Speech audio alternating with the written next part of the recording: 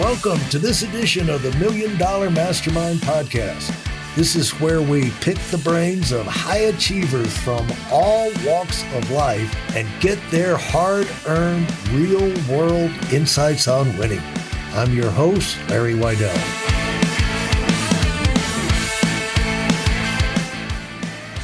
Well, I actually came up with the concept in 2010. Okay. And it was essentially to replicate the experience that we were having in the public with Holocaust survivors who would go out, they would tell a little bit about their story, and then they'd open it up to a Q&A with the audience. And it was that Q&A that was so engaging. Like if think back to the last lecture that you went to, and next time you go to one, I want you to stop when they stop speaking and they open it up to a Q&A. The audience changes, the energy changes in the room. Right, exactly. And so we wanted to preserve that experience of you being able to ask your own question and just have a conversation and have it lead wherever you wanted it to lead. So we did Holocaust survivors, and it was, we didn't know whether or not it would work as I had envisioned it. It ended up working really well. Thank God. And the one question I kept getting from the public, we would go all over the world trying to, get people to talk to these survivors this way, and just mostly to collect data, collect the questions that people are asking. And one of the number one questions I kept getting was, can I do this myself? Can I do my grandfather? Can I do the founder of our company? Can I do this for myself? Can I, my aunt was just diagnosed with a terminal illness. Can I do this with her? And at the time, it was very, very expensive to do. And so what we realized was, all right, if we're going to make this technology ubiquitous for people, it had to be automated. It had to be cloud-based. You had to be able to use any camera you have, access to, like your smartphone or your laptop or whatever. So in 2017, we saw that technology was kind of heading in the direction that we might be able to make this and create it. And so we started StoryFile. I definitely saw the world in a different way. And I definitely, I wasn't involved, I don't think, in kind of the more, what I thought at the time was my trivial things, with regard to growing up and, like high school drama and just things that normal kids do. And I think that team sports are very important for kids to be involved in, but I had my own team sport. I was working, and I think I grew up really fast, actually. I think that was the major takeaway, is I was much more mature than a lot of kids my age. Did your attitudes towards your parents and adults and the real world change, you think, in terms of what these people are doing? And there's more behind the scenes here than just I think mom and dad telling me, I can't do this and I can't do that. I definitely had a lot more respect for adults, especially my parents, after I saw, all the things they have to deal with on a daily basis, which as a kid, you don't get to see normally because you're not working with them. You definitely, you learn fast about what the world is and the real questions and the real challenges that happen, on a pretty much daily basis. I learned about people. Does that make sense? Like, and in a lot of different ways, about managing people, leading people, dealing with them, What about that? What But about that you think was and then from a sales perspective, right? it was a whole different group of people that you learned about, and that was very interesting. And uh, as you came up the ladder, Hmm. uh, how quick did you get a business of your own? Moving on up and Yeah, in life. that kind of happened almost by accident. I kept getting asked to do these exhibitions, and so I was successful at it, and so kept getting asked to do more. But What's an exhibition? like a museum exhibition, like Okay, put on an event, right? yeah, Yeah. yeah, you could call it that, I guess. They're They were mostly temporary exhibitions for museums that they would set up for, like, 2 or 3 Pop-ups. months, Yeah. and they would have them. Um, and it was during, creating one of these exhibitions that I I walked away from one of the interviews we were doing, and I said to myself, "It's such a shame because my grandchildren, my great-grandchildren are never gonna be able to have the same conversations that I was having." Yeah. And they were so meaningful and you could learn so much from these people that I just didn't want, a resiliency, hope, um, tenacity, and just how one lives after such trauma that I could never even imagine. I don't think any of us could really imagine. So I just didn't want to lose those conversations. And I was seeing things around me that told me, all right, and this might be something I was particularly also good at is i- figuring out or connecting the dots, they say, right? So if you see something happening and you see something else happening, what I was able to do is say, okay, if you can do this, you should be able to do that. Yeah. And what if we put these two things together? What could that create? And I think that was a big part of it, was being able to have that vision and being able to envision it already working and how it would work. The ultimate experience. Yeah. One of the keys of being a high achiever is being able to connect dots Mm. that other people can't connect and to kind of be able to visualize. And a lot of that comes because of instinct, a lot of past experience, exposures that you've had.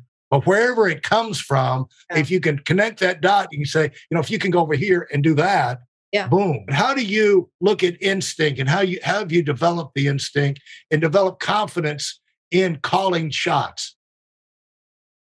I don't actually think that you can develop instinct.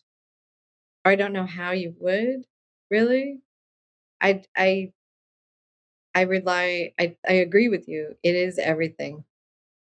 So I think everybody inherently must have it, but maybe it's just nurtured, not developed, but or not actually.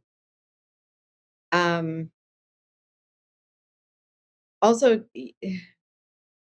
it is interesting. I get this question from my team all the time. We've got to be data driven. We've got to know these answers. Oh, we need to ask people and do market research. And what are we focusing on? Because truly, I what the most challenging thing that we've dealt with over the past 3 years of having this business was actually deciding what to focus on and what area to focus, because there are so many opportunities and there's so, I mean, it's a massive, massive, huge idea that can actually affect you in your daily life in a number of ways.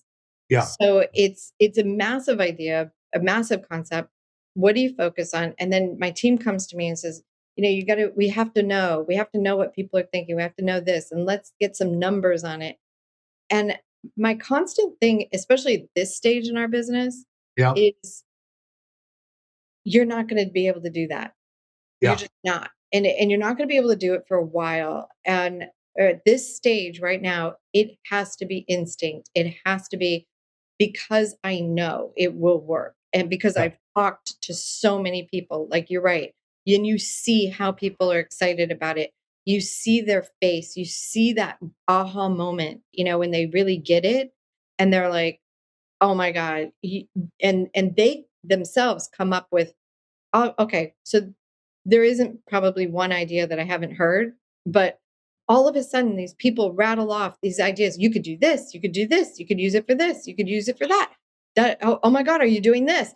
And you have to kind of temper them and say, yeah, but so there hasn't been one person in the 10, 12 years that I've been doing this that hasn't said this is a bad idea or this isn't going to work or what you're doing is it sounded crazy at first, but now it's like it's yes, this is amazing, but how are we going to do it? And how are Yeah. you going to make it as successful as it really could be? Yeah. That's the question. Yeah. And of course, the answer to that is you unravel it. It's like peeling an onion, Yep. one One layer at a time. layer at a time. You take the next step. And the thing Yeah. is, with instinct, Yeah. we learn from all of our education, our Mhm. experiences, people, stories we've heard, Yeah. things that we've tried. Mhm. Yeah, one of the great teachers of instinct is failure, Oh, yeah. because, you stick Absolutely. it's like, no, my finger doesn't need to go over to that. Yeah. I can, I can feel the air going. That wakes up a bad memory. Yeah, don't Yeah. go in there. Yeah. And so uh, that's why, people will look at you and say you're a genius, and the way you get to be a genius is you make millions A uh, mistake. mistakes and have millions of failures that Yeah. they have not had a chance to make yet. Right. Right. Right. And so you're way down the road on educating yourself about where to go and where not to go. Right. But that's an instinct right there where you I say, I was just gonna say uh, that. That's an instinct too, yeah. as Well, the well. fact that you would say to them, they're Yeah. saying data, data, data, data, which is there is a time, There is a time there is a for time in everything. running a company. And a lot of that has to do, Heather, when you go from, that's one of the things where you go from a founder of Mm. a company and a movement to where now we got to bring in the professional managers. We got to get Steve Jobs out of the building, and we've got to Yeah. get organized here, for a Yeah. while. There is a time to do that. And Mm. of course, Well, I think a it's lot also of times those people when run you it have into the more people ground. But using it. I think what's I that? think when you have more people using it, when you have more customers, when you have more, people that have gone through it from A to B, and they're actually like, for example, when SAP starts using this and they have, over what, 4,000 clients of their own. But they start using it. They're successful at using it internally, and then they go to their clients and say, "Okay, now you should be using this too." That's when you can really collect data. We knew from the very beginning, since we didn't have a lot of marketing dollars to spend on paid advertising, Yeah. we knew we had a great story. The founding of our company, the team that's worked on it, and our whole trajectory in starting StoryFile, we have a great story. So we knew that PR would be the least expensive, the best way to actually get the word out, with regard to what we were doing, and um, that you could do this and get the word out about educating people that this is coming, and you can record yourself so that other people can talk to you, and you don't have to be there. You don't Yeah. have to be present, and it can apply across the board. Um, for example, we had a gentleman that was diagnosed with ALS, and he he started his own foundation, but we did the interview with him, but we did it a little bit late.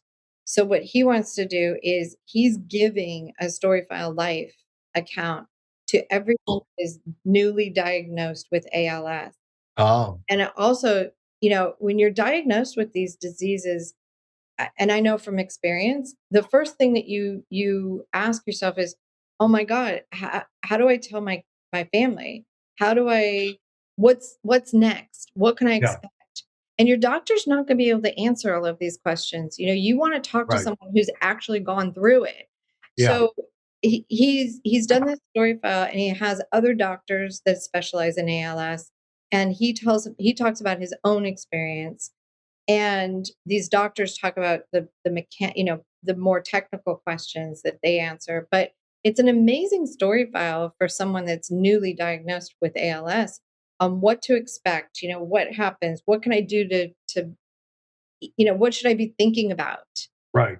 All these things. You run one of the questions, you probably were going to get to ask me is, what were the things that you know now that you didn't know to ask questions about? Because when you start something new, you don't know what questions to ask even. There you go. You There don't you go. know what you don't know. So Right. it's really, really difficult, and we think that story files can help people in so many different ways with that, because you just kind of, the more conversations, the more questions you ask, the more you trip on, like you said in the beginning, like someone's going to trip on Right. some kind of gem of evidence, and that'll Yeah. We change. have we have a core uh, similarity in uh, the thinking I had behind doing this podcast, which I didn't need nothing, something else to do, but the I'm a master of doing things you don't make money on, and so why don't I start a free podcast? That would be great. But I get it's worthwhile for me because I get exposed to positive people. The world is full of so many negative SOBs, and Yeah, they seem to be in the spotlight. And you know, uh, the positive people doing positive things like what you're doing, you never hear about. It's like we hear it's a cliche that you don't hear the good news, but where so much of the good news is for people like yourself that no one knows. The whole. You're not going to find it on the media or this, that, and the other. But Mhm. maybe you hopefully people will find out. But there's so many Yeah, amazing people out there there are. There with are. new idea and they're gung ho and they're doing things. So that's the payoff for me. But in the nature of my business, I evolved. We had a financial services business Mm, and opened up offices all over the country in mm. U.S. and Canada. And so over the years, you only have so many hours in the day. Over the years, there's so many people. I evolved into where I'm coaching the $1 million earners because there's all, again, you can Yeah, only talk to so many, return so many phone calls. right. And so I went for decades saying, wow, I just know there's a ton of people who Right. would love to be eavesdropping on these Right. conversations, even Absolutely. if we're just talking about the weather, Yeah. because Yeah. they're going to hear things.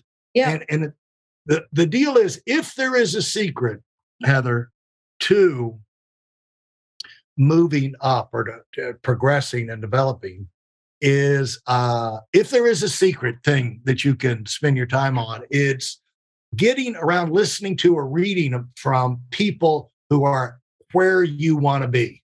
Right. They're further down that road. Right. Right. And the advantage of that is like you said it, you Yeah. said it perfectly.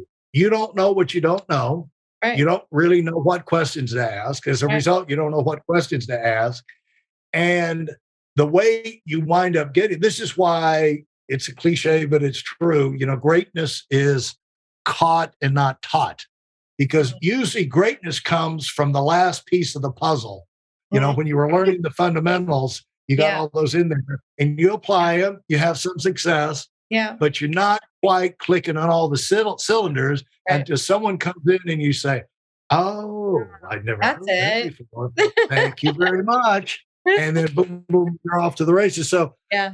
it's like we don't know what they're missing. They don't know what they're Yeah. missing. But Yeah. I do know if they sit and are exposed to these conversations, and this is Right. why I told you right from the beginning, Right. StoryFile, great idea, great concept. that's not what the main thing I was interested in. I was interested in the main thing is what you've learned and how you've, developed Mm, as a person, as a leader, in terms of being able to navigate life successfully. And that allows you to, stay firm mm, and actually bring this product to the masses, yeah, And if you have not developed, you don't know how to navigate life right, correctly, right. and how to work things out, coach yourself to when you're like Mm. knocked backwards. It's like, okay, how Or am I going to get have myself? I've been fortunate to be surrounded by a lot of really amazing people as well, and you get Yeah, great advice, and you can talk to a lot of people around you. Um, and knowing who to go to is almost as important as knowing what to ask. Um, because you're right, you only have so much time, and you only have so much bandwidth to listen to so many people. But I don't know. I've since I was a kid, again, I go back to it, is that I've always loved listening to people's stories and learning from them. And I always had this notion as a kid, even, that if I can learn from them what not to do or what to do, then I don't have right. to go through that. I'd That's be exactly right. better off. And it's Exactly. just it, but it's letting that, taking in those stories and really internalizing them and making them a part of who you are, Right. and your identity. And then you're right. You're made up of all of the experiences that you have in your lifetime.